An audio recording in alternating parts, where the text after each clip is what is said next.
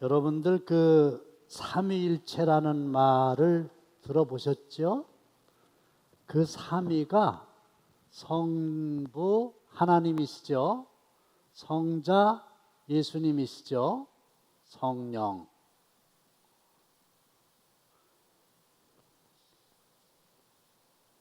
본래 처음부터 같이 계셨어요. 처음부터. 그래서 창세기에 보시면 우리가 우리의 형상을 따라 사람을 만드셨잖아요. 근데 그 우리라고 하는 말이 단수가 아니고 복수잖아요. 그 우리가 누굽니까? 성부, 성자, 성령이신 거예요. 처음부터 존재하셨어요. 그러나 활동을 주로 하는 시대는 다릅니다. 계시기는 항상 처음부터 계셨는데 소위 성부 시대는 언제냐? 창세기 1장 1절 하나님이 태초에 천지를 창조하시니라 하나님이 나오잖아요. 그래서 그 하나님이 약속하신 대로 예수님을 이 땅에 보내주셨는데 예수님이 태어나셔서 30년 동안 사생애를 하시고 마지막 3년 동안 공생애를 하시잖아요. 근데 그 예수님께서 지상에서 3년 동안의 공생애를 하시기 전까지를 무슨 시대? 성부 시대, 하나님의 시대죠. 그 다음에 예수님께서 세례를 받으시고 광야에서 40일 금식기도 하신 후에 했던 그 3년을 무슨 시대? 성자 시대. 예수님이 활동하셨던 시대. 그 다음에 예수님께서 죽으셨다가 부활하시고 40일 동안 계시다가 승천하시고 약속하신 대로 마가 요한의 다락방에 성령을 보내주셔서 그때부터 지금까지 또 앞으로도 계속 무슨 시대? 성령 시대입니다. 그러니까 우리는 지금 어느 시대에 살고 있다? 성령 시대에 살고 있다. 근데 성부 시대 때 성자 성령이 계셨던 것처럼 성자 시대 때 성부 성령이 계셨던 것처럼 성령 시대에도 성부 성자가 계시는 건 아시겠지요. 그러나 지금 가장 중요한 것은 성령 시대에 살고 있는 우리에게 성령이 가장 중요하시다. 그래서 심지어 뭐라고까지 성경에 말씀을 하셨냐면 누구든지 그리스도의 영이 없으면, 그리스도의 영은 다른 말로 성령이잖아요. 성령이 없으면 뭐라는 거예요? 그리스도인이 아니라. 그래서 여러분들에게 성령이 지금 역사하시지 않으면 그리스도인도 아니에요. 그리스도인도 아니라는 얘기는 천국을 갈 수 없다는 얘기고 구원을 못 받는다는 얘기죠. 그러니까 성령을 받는 일이 그렇게 중요한 건데 모두 다 성령 충만함을 받기 원하면 아멘 합시다. 그러면 성령 충만을 받기 위한 방법이 뭐가 있냐? 그게 1번입니다. 문제를 보시면 어떻게 성령을 받았습니까? 갈라디아서 3장 2절 다 함께 시작.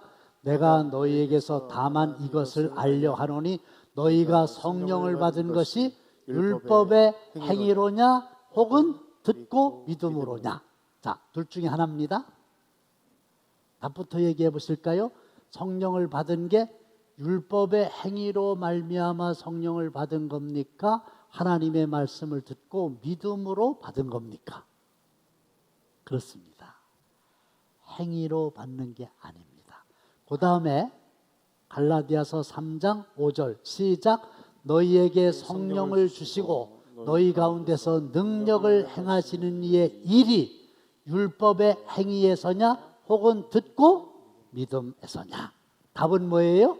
듣고 믿음이다. 그래서 우리가 성령을 받으려면 어떻게 해야 되느냐? 첫째, 율법의 행위 아닙니다. 뭔가를 해야, 공로를 세워야, 애를 써야 성령을 받는 거다? 아닙니다. 그런데 대부분 성령을 어떻게 받습니까? 혹은 성령을 어떻게 받았습니까? 그러면 사람들이 하는 얘기가 저요 40일 동안 금식 기도하다가 성령을 받았어요. 그러면 39일 한 사람은 성령 못 받나? 그럼 금식 기도 안 한 사람은 아예 성령을 못 받나? 그게 아니라는 것입니다. 또 어떤 사람은 말하기를 언제 성령을 충만하게 받았냐? 저 같은 경우라고 생각해요. 중학교 2학년 때 부흥집회에 참석해서 방언의 은사를 받았을 때 성령이 나에게 나타났다. 저 이렇게 이제 믿거든요. 그리고 부흥회에 그해 여름에 참석을 했는데 산 꼭대기에 올라가서 소나무를 뽑으면서 기도하면 하나님이 성령으로 충만케 해주신다. 그 말을 듣고 제가 도도감이라고 하는 그 기도원에 지금도 있어요. 산 꼭대기래야 뭐 높은 건 아닌데 산 꼭대기에 올라갔어요. 그때 내 생각은 산 꼭대기에 올라가면 하나님하고 더 가까워지는 것처럼 생각했어요.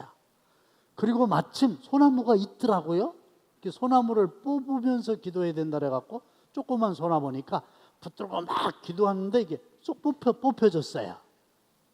그래서 성령의 충만함을 받은 게 저의 경험이지만 자기의 그 체험을 객관화시켜가지고 여러분들 모든 사람들이요 성령을 받기를 원하십니까? 산 위에 올라가가지고 소나무를 뽑으면 성령이 임합니다. 할렐루야 아멘. 잘못된 얘기예요. 그래서 받은 게 아니죠. 또 어떤 사람은 마가 요한의 다락방에서 120명의 성도들이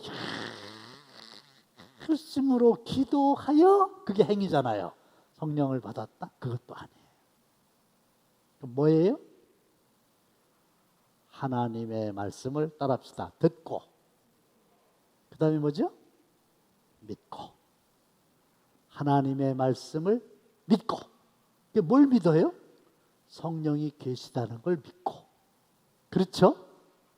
성령을 하나님께서 선물로 주신다는 걸 믿고 존재를 믿고 주신다는 걸 믿고 하나님의 말씀을 듣고 믿을 때에 너희가 믿을 때에 성령을 받았느냐. 그래서 여러분 성령 받기를 원하십니까? 듣고 믿을 때 하나님은 성령을 주십니다. 할렐루야. 근데 사도행전 1장 4절부터 5절에 보시면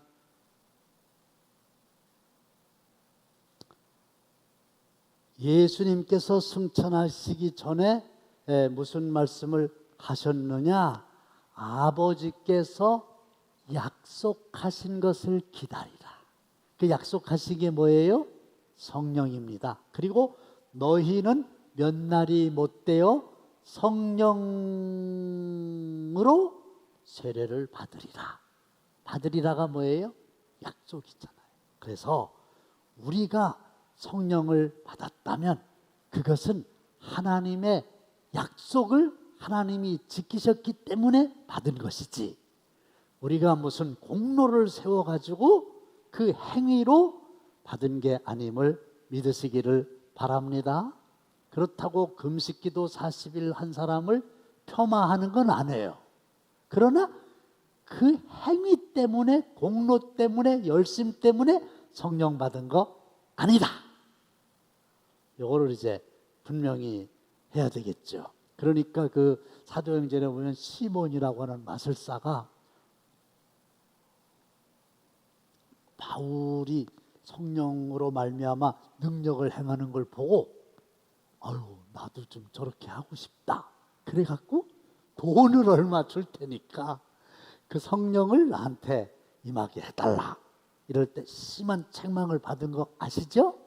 그래서 성령은 하나님의 말씀을 듣고 그들은 하나님의 말씀을 믿을 때에, 하나님은 너희가 믿을 때에 성령을 받았느냐? 믿는 자에게 하나님의 영을, 거룩한 영을, 진리의 영을, 보혜사를 보내주시겠다고 약속하신 대로 약속을 지키시기 때문에 받는 겁니다.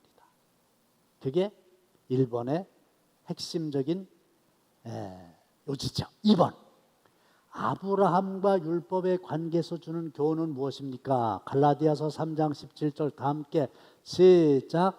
내가 이것을 말하노니 하나님께서 미리 정하신 언약을 430년 후에 생긴 율법이 폐기하지 못하고 그 약속을 헛되게 하지 못하리라. 자, 보세요. 하나님께서 미리 정하신 언약, 하나님께서 미리 정하신 언약, 언약이란 말은 약속이란 말과 똑같죠? 그러면 하나님께서 미리 정하신 언약이 뭘까요? 하나님이 뭐를 약속하셨을까요? 이겁니다. 시작. 아브라함이 여호와를 믿으니 여호와께서 이를 그의 의로 여기시고. 그래서 믿음, 하나님의 말씀을 듣고 믿음이잖아요. 믿음으로 말미암아 뭐를 얻은 거예요? 의로 여기시고. 요거를 어려운 말로 칭의라고 얘기합니다. 의롭다. 너는 의롭다. 너는 죄가 없다. 이거예요. 뭘로? 믿음으로. 누구에게? 아브라함에게 그렇게 말씀하셨습니다. 다시 한번 보여주세요. 창세기 15장 시작. 아브라함이 여호와를 믿으니. 자, 믿음이죠? 그때 하나님께서 어떻게 하셨어요? 이를이 뭐예요? 믿음을 그의 의로 여기시고 이랬어요. 그런데 물어봅시다. 이거 사용성 목사님이 새벽기도 때도 설명하셨는데, 혹시 이때가 아브라함이 몇 세인지 아십니까?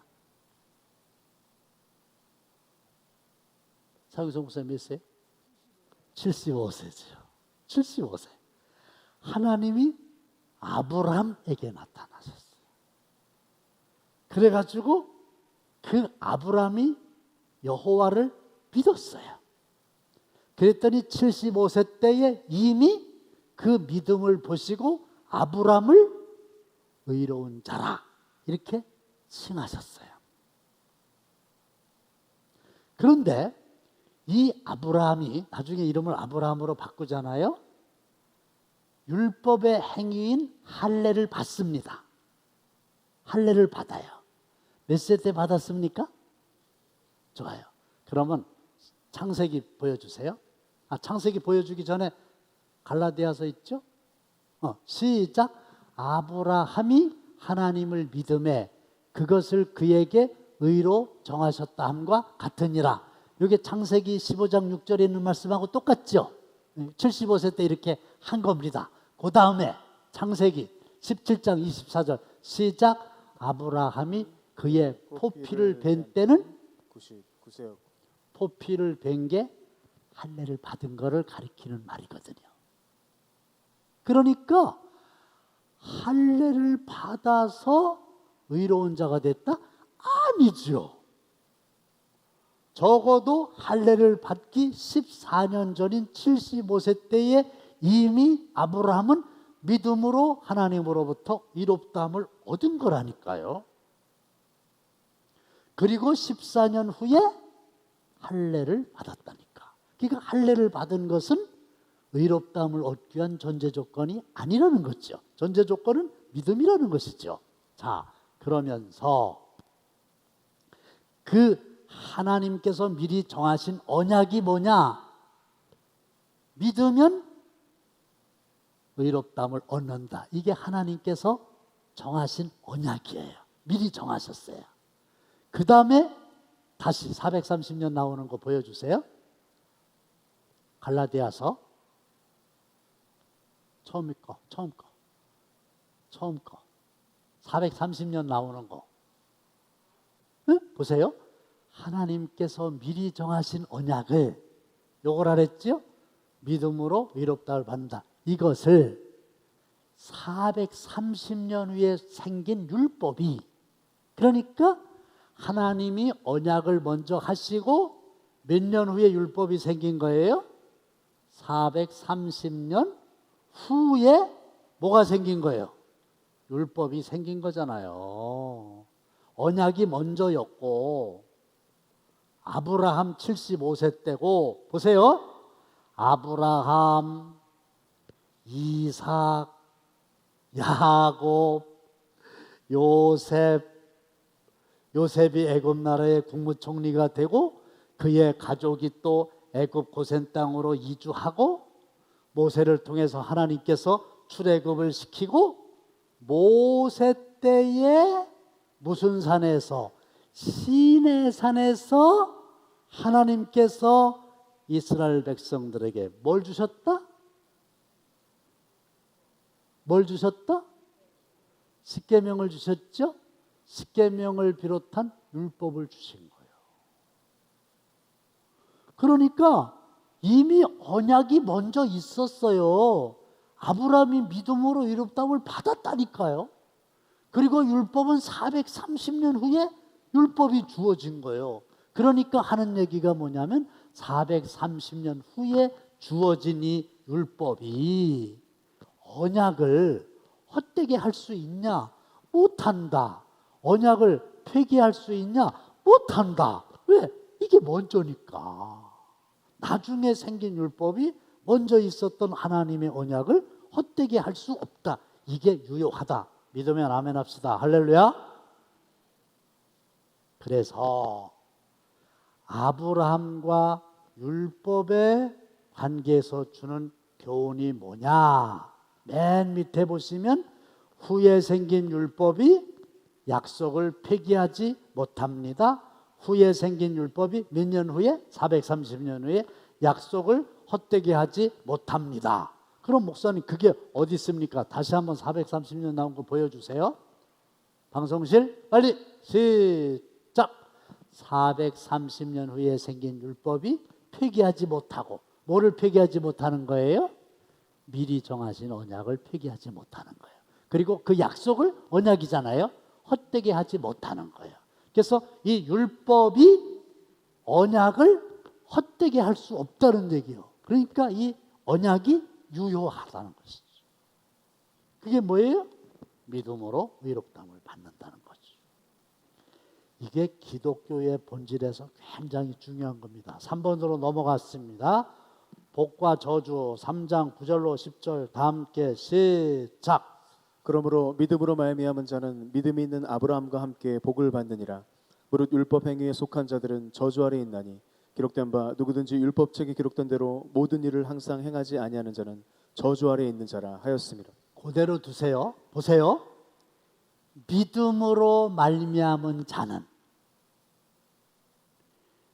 믿음이 있는 아브라함과 함께 뭘 받아요? 뭘 받아요? 복을 받는 거예요. 무슨 복을 받아요? 믿음으로 무슨 복을 받아요? 믿음으로 무슨 복을 받아요? 칭의 의롭다함을 받는 거. 이게 복이란 말이에요.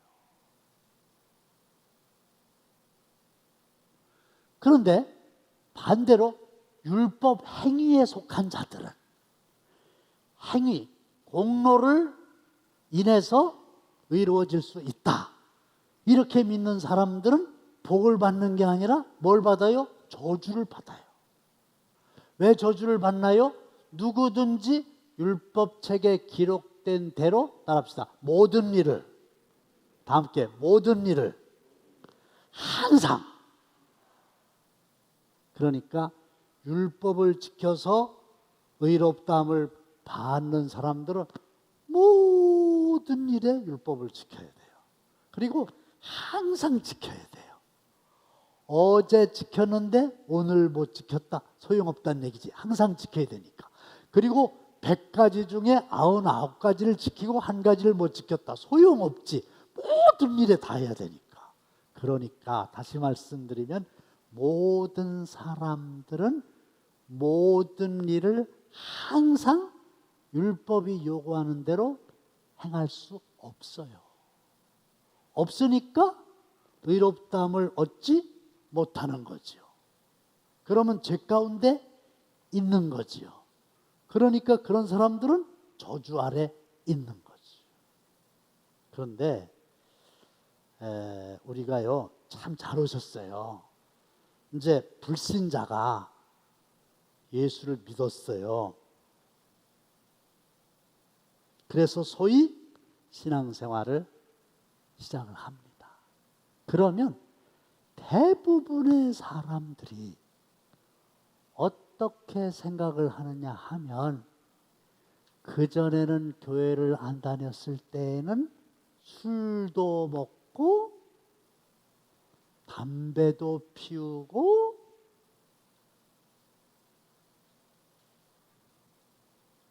깡패 짓을 했는데, 그리고 아내를 귀하게 여길 줄 모르고 부부싸움을 자주 했는데,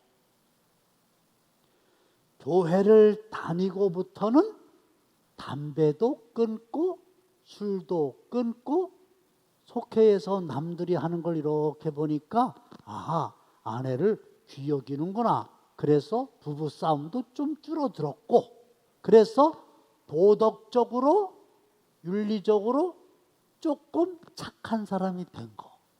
세상에 이걸 가지고 복을 받았다고 하니까.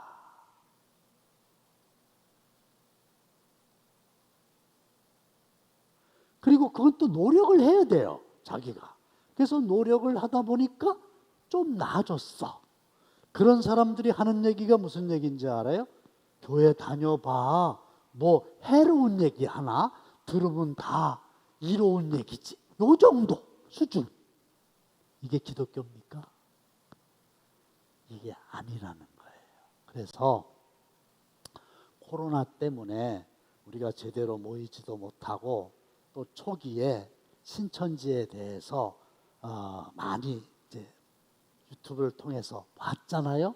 근데 제가 그때 무슨 도전을 받았느냐 하면 신천지는 가짜 교리인데 왜 사람들이 저렇게 열광하는가 보니까 신천지의 정식 교인이 되기 전에 그 복음박이라고 하는 데서 일주일에 사흘을 4시간씩 몇 달 동안 확실하게 가르치는 거예요. 근데 잘못된 건데 그걸 다 받아들여 가지고 정식으로 통일교에 들어가게 되면 이제 분간을 못하고 거기에 빠지는 거였어요. 자, 그렇다고 하면 우리는 진짜 복음이 있는데 살아있는 능력의 성령이 계시는데 왜 이것을 사람들이 모를까? 이유는 처음서부터 훈련을 제대로 못했다는 거였어요. 그래서 부목사님들하고 저하고 아무래도 시간이 여유가 좀 있기 때문에 자나 깨나 오매불망 하루 빨리 코로나가 종식되고 소그룹 모임이 허용될 때 확신을 가져다 주는 제자 훈련을 아무리 힘들어도 하자. 그래가지고 저하고 부목사님들하고 이미 그 예수 믿는 사람들이 이러한 거에 대해서는 확신을 가져야 된다고 하는 걸 교재를 가지고 몇 차례에 걸쳐서 공부를 했고 실습을 했고, 그래서 언제든지 여러분들과 함께 제자 양육을 할 준비가 돼 있어요. 그렇죠? 그리고 지금 또 다른 거를 시작했어요. 이게 필요한 거예요. 그게 아니에요. 그 정도가 아니란 말이에요.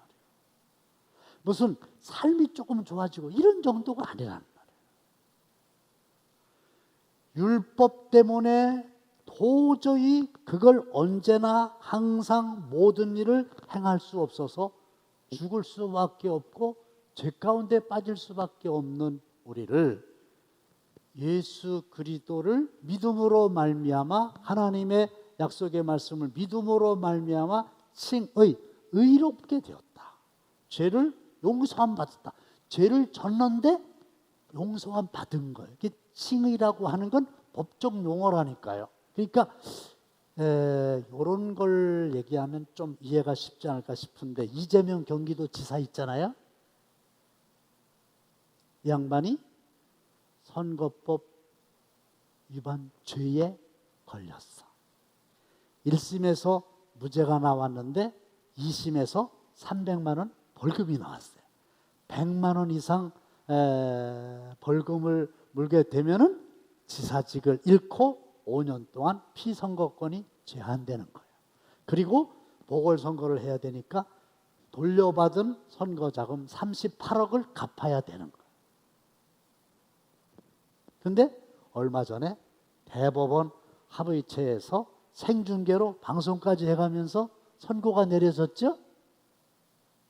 무죄 취지로, 죄가 없는 취지로 파기환송. 그러니까 이 사람은 그 죄에 덫에서 벗어난 거예요. 그러니까 지금은 거침없잖아. 그러면서 그 사람이 그 죄가 없다. 너는 지사직을 잃어, 감옥 가는 건 아닙니다. 도지사직을 잃어야 된다 하는 건데 너는 아니다. 너는 죄가 없다. 이걸 받음으로 날개를 다른 거고요. 적어도 이재명 지사에게 당신은 대법원에서 죄가 없다. 이 판결은 돈 100만 원, 1000만 원, 1억이 아니란 얘기예요. 비교할 수 없는 거잖아요. 큰 거잖아요.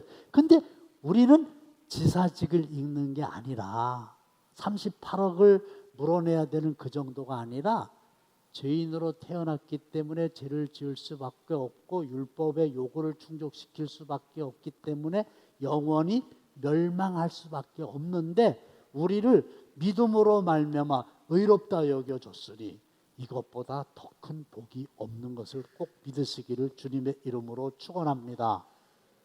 이게 가장 큰 복이에요.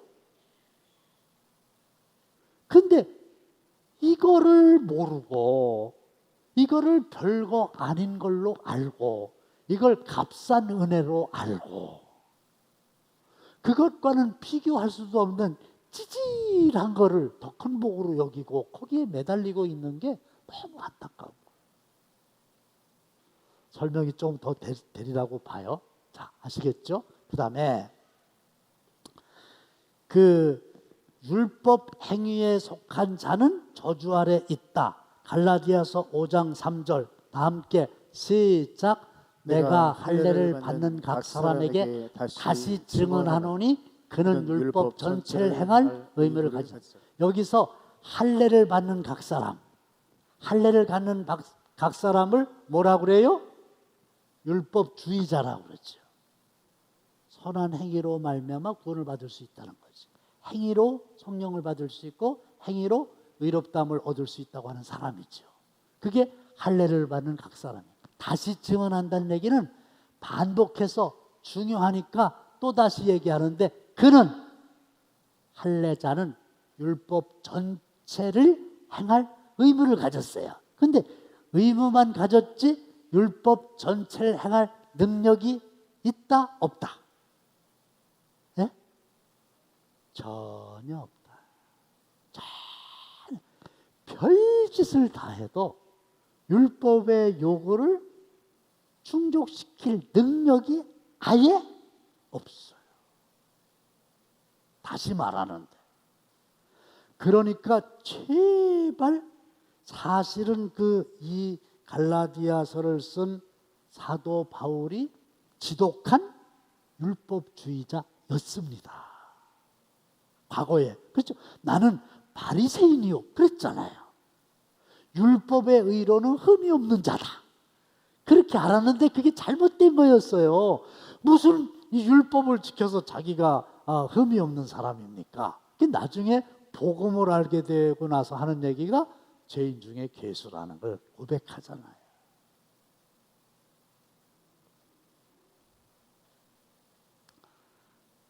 그 다음에 넘어가서 뒷장에 말씀에 나타난 두 길이 있습니다. 11절 12절 다 함께 시작. 하나님 앞에서 아무도 율법으로 말미암아 의롭게 되지 못할 것이 분명하니 이는 의인은 믿음으로 말미암아 살리라 하였습니다. 율법은 믿음에서 난 것이 아니니 율법을 행하는 자는 그 가운데서 살리라 하였느니라. 설명해 드릴게요. 하나님 앞에서 아무도 율법으로 말미암아 의롭게 되지 못할 것이 분명하다.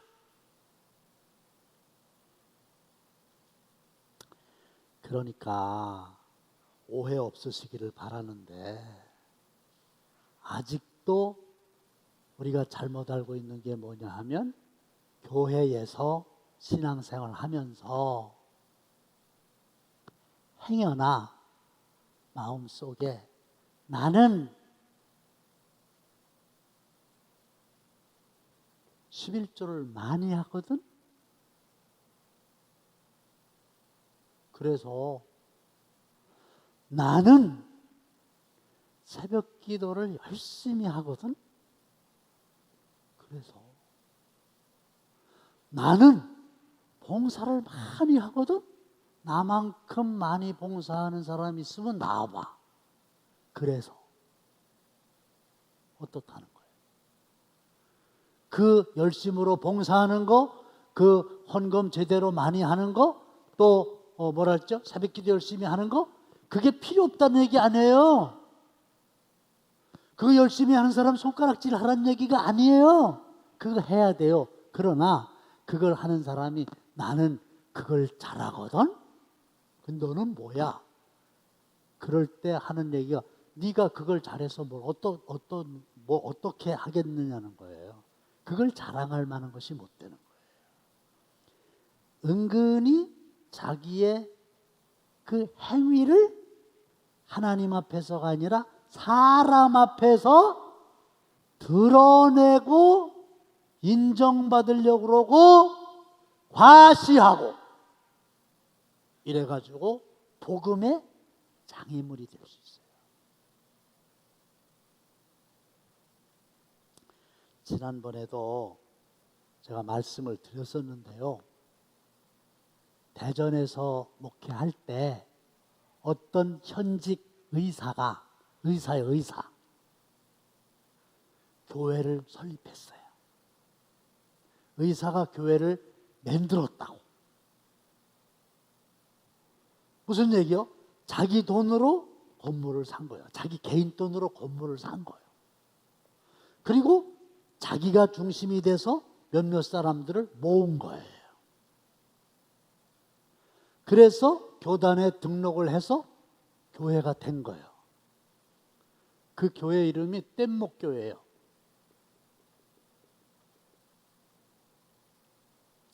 그 이사 있죠. 그러고 나서 자기가 세운 거 아니야. 자기 돈으로 건물 산 거 아니야. 그러니까 이제 담임자를 뽑는 거예요, 자기가. 그러니까 죄송합니다.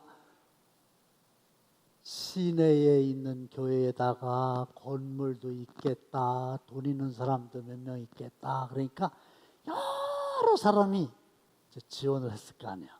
그럼 그걸 가지고 다 서류 심사를 하고 면접을 하는 거예요. 누가? 그 의사가. 그래가지고 누굴 하나 딱 뽑은 거예요.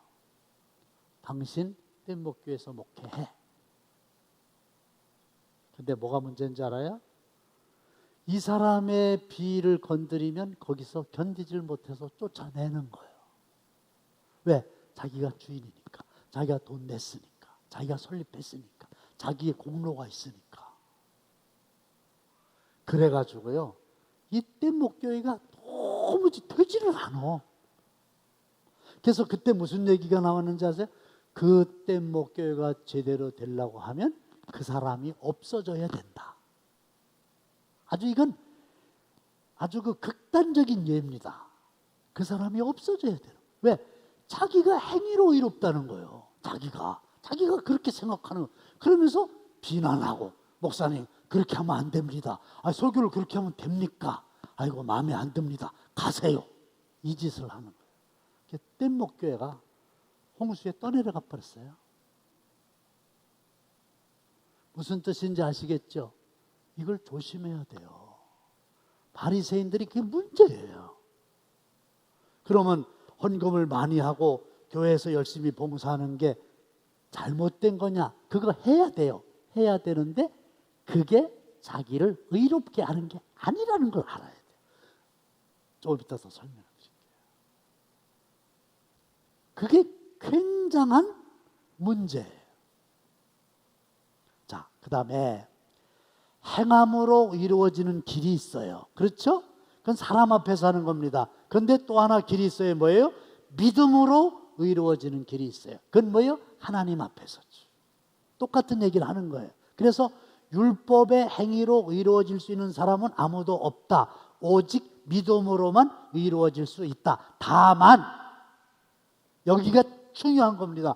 여러분들 좀 이걸 꼭 좀 기억하셨으면 좋겠어요. 다만 행위로 이루어지는 게 아니고 율법의 요구를 다 지킬 사람은 없다. 다만 믿음으로 어떻게 된다고요?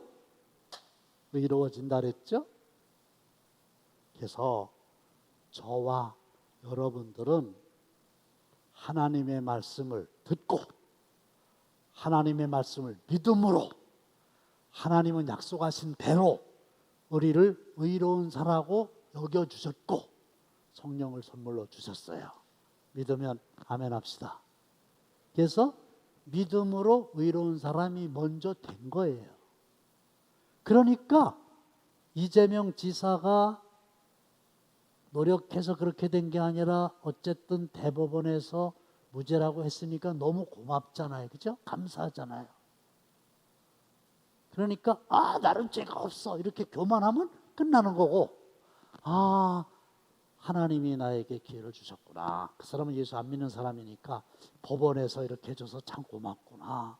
내가 이 고마운 마음을 가지고 도민들을 잘 섬겨야지 이러면서 더 좋은 사람이 될 때 대통령이 될 수도 있는 거죠. 그러니까 믿음으로 칭을 이롭게 됐다. 이게 은혜거든요. 그죠? 은혜를 받은 거잖아요. 한 게 없이 행위로 된 게 아니니까 은혜잖아요. 이렇게 된 게 너무 감사하면 그 다음 말이 중요해요. 그렇게 살면 행위의 열매를 맺는 거예요. 그게 감사해서 이제 내 안에 성령이 계시니까 나는 죽고 성령이 역사하시니까 주님이 기뻐하시는 일을 하니까 그것 때문에 내가 행함이 의로운 사람이 행동해서 점점 예수를 닮아가게 되는 거예요. 칭의 때문에 감사하고 그러다 보니 성령으로 말미암아 행함의 열매가 있는 거예요. 행함의 열매 때문에 구원받은 게 아니고 은혜로 믿음으로 말미암아 구원을 받았으니 이게 너무 감사하여 행위의 열매가 맺히는 것을 꼭 믿으시기를 바랍니다.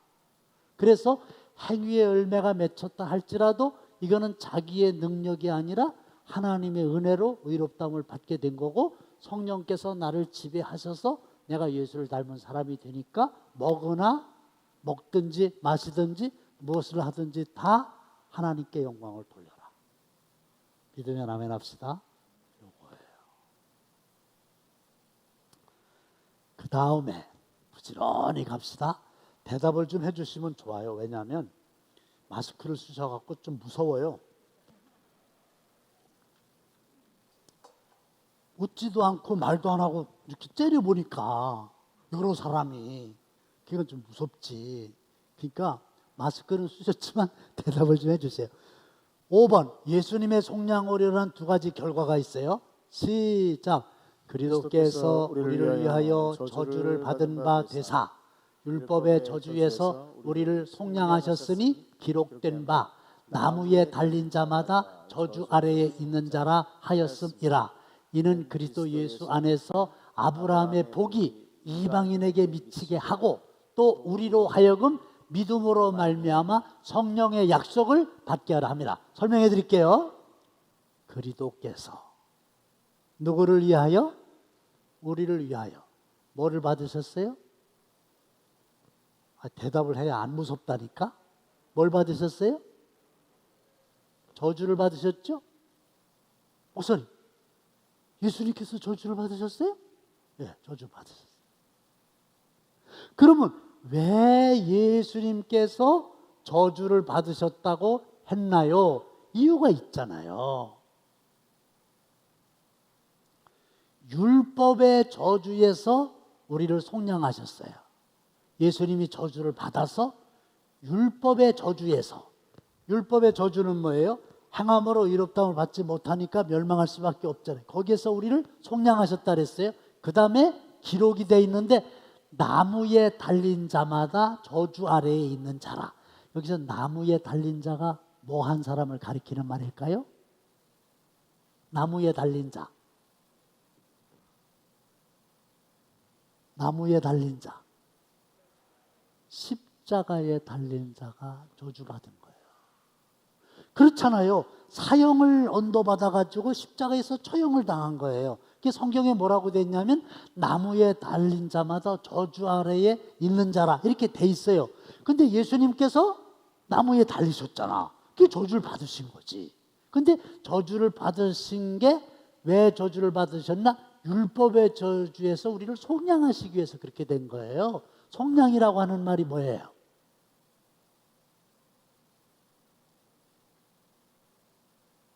몸값을 지불하고 노예를 자유인이 되게 해주는 거예요. 몸값을 지불. 왜냐하면 노예는 사고 팔 수가 있잖아요. 근데 노예 한 마리가 이런 말이 안 되지만 노예 한 마리가 1,000,000원이다. 그러면 1,000,000원에 팔려가는 거예요. 근데 내가 1,000,000원을 주고 노예를 샀어. 그럼 그 노예가 내 거잖아. 근데 노예를 너 자유의 몸이 되라 이렇게 풀어주는 거, 이게 속량이라고. 근데 예수님께서 율법의 저주로 죽을 수밖에 없는데 예수님이 대신 죽으신 거야. 값을 지불하신 거예요. 1,000,000원을 지불하신 거예요. 그리고 우리를 율법의 저주에서 해방시켜 주신 거죠. 제가 이 속량이라고 하는 단어를 이제 알고 있잖아요. 그러면서 이렇게 길을 가다 보면은 요즘에 트럭에다가 개 장사가 이렇게 사가지고 싣고 가는 거 있죠. 그러면 개들이 그 철장 안에서 막 이러죠. 어디로 가는 거냐면 보신탕집으로 가는 거예요. 죽임을 당하러 가는 거예요. 그렇죠? 그때 내가 무슨 얘기를 하냐면 아우 저 개가 불쌍하다. 저 개를 얼마에 샀을까? 개 한 마리 얼마예요? 그건 잘 모르시죠? 30만 원? 또 트랙터만 아시는 줄 알았더니 개값도 아시네? 30만 원이라고 쳐? 그럼 내가 이런 생각이 드는 거야. 아이고 저 30만 원을 저 개 끌고 가는 사람한테 주고 저 개를 내가 사가지고 죽지 않게 해줬으면 좋겠다. 그게 뭐야? 만일에 내가 30만 원을 주고 죽으러 가는 개를 사가지고 이거를 살려줬다. 그게 속량인 거예요. 근데 개가 아니고 예수님께서 죽으러 가는 우리에게 죄값을 지불하시고 우리를 사서 자유인으로 영생을 얻는 사람으로 의로운 사람으로 성령의 사람으로 만들어 주셨어요. 그게 복이에요. 할렐루야. 이게 큰 복인 거예요. 자, 그러면서 시험 얘기를 내가 이제 하는 건데 그냥 이거는 내가 이율이 얼마인지 지금 잘 모르는데 20억 빚을 졌어요. 20억. 내가. 실제로는 빚 하나도 없어요. 예를 드는 거라 그랬어요. 근데 10억에 한 달에 한 250만 원 된다 그러면 연리 3%거든요. 그래도 싸잖아요. 그러면 20억이라 그러면 매월 이자가 500이거든요.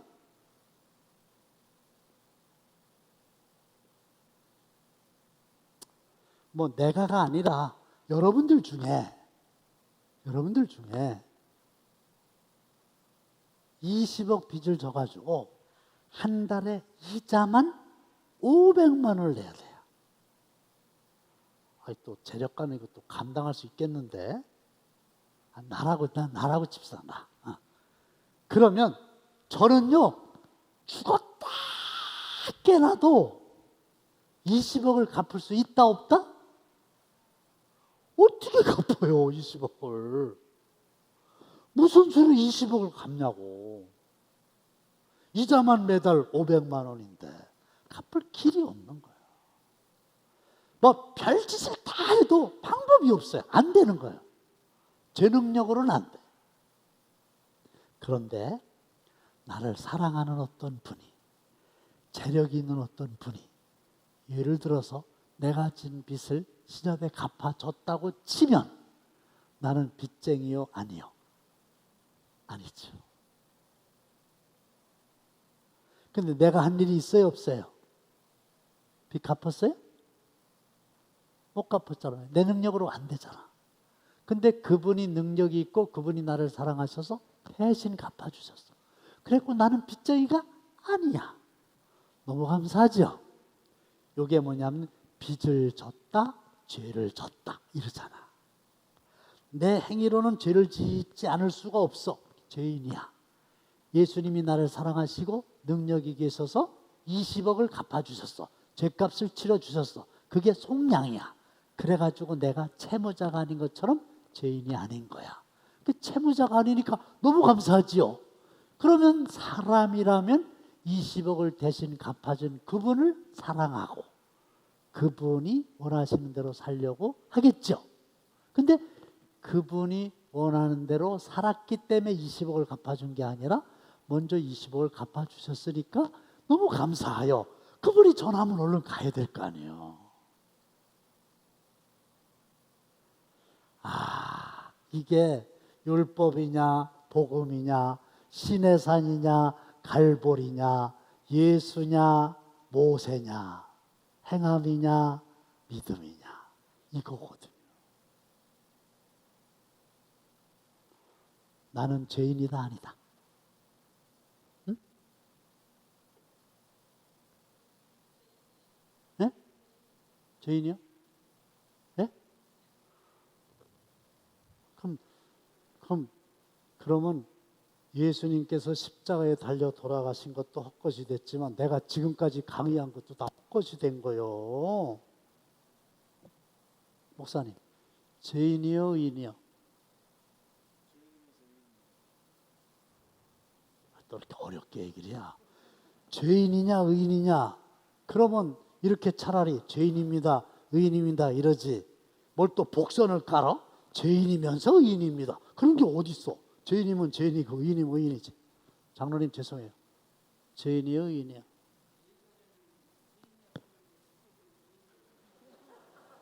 네? 지금은 무엇이냐고? 의인이죠? 의롭게 행동해서 의인 된 거예요? 목사님, 큰 소리는 아니지만 왜냐하면 염치가 없잖아. 내가 뭐 이로운 사람이 아닌데 그래도 은혜로 믿음으로 의롭다움을 받았으니까 분명하게 죄인입니까? 의인입니까? 감사해요. 이게 제가 이제 말씀드리기에 헛되지 않게 된 거예요. 의인인 거예요. 근데 그게 내놓고 자랑할 만한 의인은 아니요. 왜? 믿음으로 은혜로 의롭다고 여겨주신 거예요. 그 은혜가 감사한 거예요. 그렇죠? 이거 참 20억을 갚아줬어 누가. 그런데 보세요. 신협에 가가지고 누가 갚아줬거든? 그 사람이 나한테 얘기했어. 네가 빚진 거 내가 다 갚아줬다고. 근데 신협에 가가지고 안주상 장로님 계신가? 장로님 저 20억 빚을 못 갚아서 죄송해요. 이자도 제때 못 갚아서 죄송해요. 그럼 뭐라 그럴까? 아니라고. 누가 와서 목사님 빚 다 갚아줬다고 그래서 채무증서 다 없앴다고 이럴 거 아니야? 그럼 그 소리를 듣고 이제 집에 왔어. 한 달 있다가 또 가가지고 아이고 저 빚을 갚아야 되는데 빚을 못 갚아서 죄송. 자꾸 그러면 그런 사람을 뭐라 그런다고 그랬어? 시절이라. 아니, 이해가 안 가는 사람이지. 대신 갚아줬다는데, 빚이 없다는데, 듣고 믿은 사람은 성령을 주셨고 의롭다고 여겨 주셨다는데, 할렐루야. 왜 시절같이 자꾸 가가지고 빚을 못 갚아서 죄송합니다, 죄인이라서 죄송합니다, 그런 얘기를 하냐고요. 이게 복음이요, 이게 기쁜 소식이에요. 대법원에서 당신 무죄입니다, 그거보다 더 비교할 수 없는 기쁜 소식이란 말이에요. 지옥 갈 사람이 천국을 가는 거란 말이에요. 이게 귀한 거예요. 이게 생명이에요.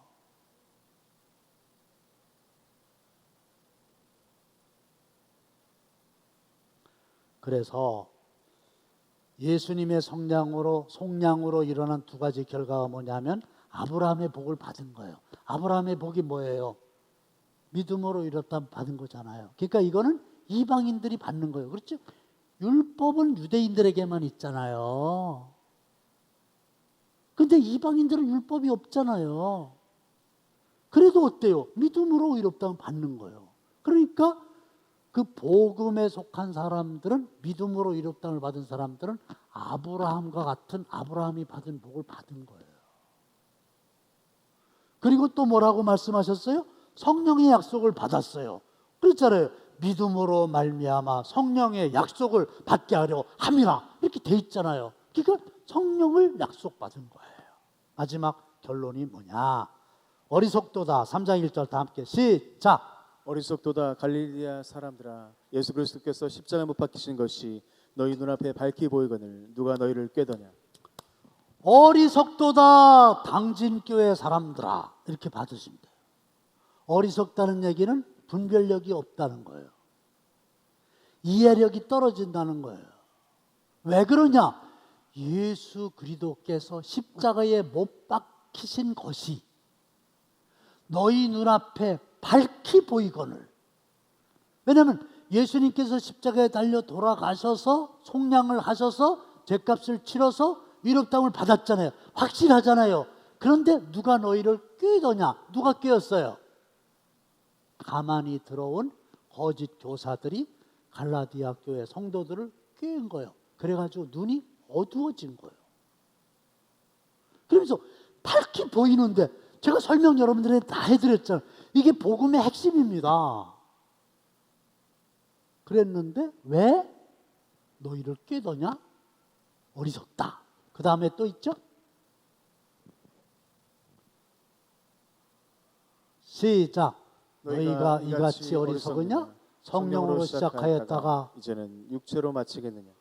사도 바울이 처음에는 다 가르쳤어요. 갈라디아 성도들을. 그리고 잠시 빠져와 있는 동안에 딴 것들이 들어와가지고 거짓 교리를 전파하니까 거기 다 넘어간 거예요. 그래서 너희들이 분명히 성령으로 시작을 했는데 이제 육체로 마치려고 그러냐? 육체가 뭐예요? 율법주의자로 전락하려고 그러냐? 행위로 구원받았다고 생각하느냐? 아니다. 어리석다. 이건 오늘 우리들을 향한 사도 바울의 동일한 책망입니다.